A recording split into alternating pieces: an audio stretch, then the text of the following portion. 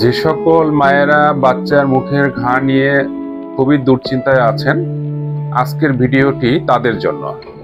আমি doctor অবৈদুর Rahman, registered চিকিৎসক, Bangladesh Unani Ayurvedic board.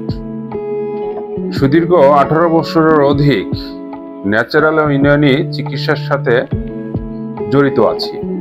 আজকে যে সমস্যাটা নিয়ে আলোচনা করব সেটা হলো বাচ্চাদের মুখের ঘা। এটা হয় নাই এরকম বাচ্চা পাওয়া খুবই মুশকিল, প্রত্যেকেরই হয়েছে, তবে তারা বিভিন্নভাবে চিকিৎসা করছে। তবে আজকে একটি সহজ পদ্ধতি আমি শিখিয়ে দিব আপনাদের। সহজ একটি পদ্ধতি আপনাদের মাঝে নিয়ে আসছি। সেটা হলো এই যে আমার হাতে যে জিনিসটা দেখছেন, এটার নাম সোহাগা। অনেকে হয়তো চিনবেন, অনেকে অনেক সময় ব্যবহার করেছেন, যারা করেন নাই তাদের জন্য আজকে।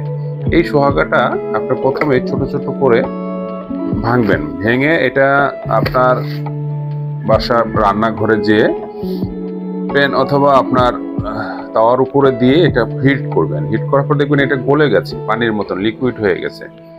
লিকুইডটা আবার লাড়াচাড়া করবেন, হিট করতে থাকবেন। এরপরে দেখবেন এটা খইয়ের মতন ফুলে উঠছে।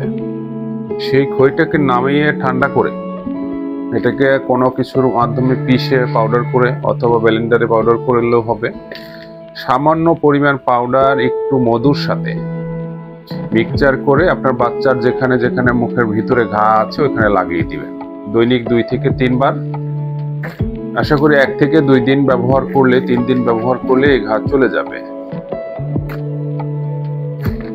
আজকে এ পর্যন্তই। আল্লাহ হাফেজ।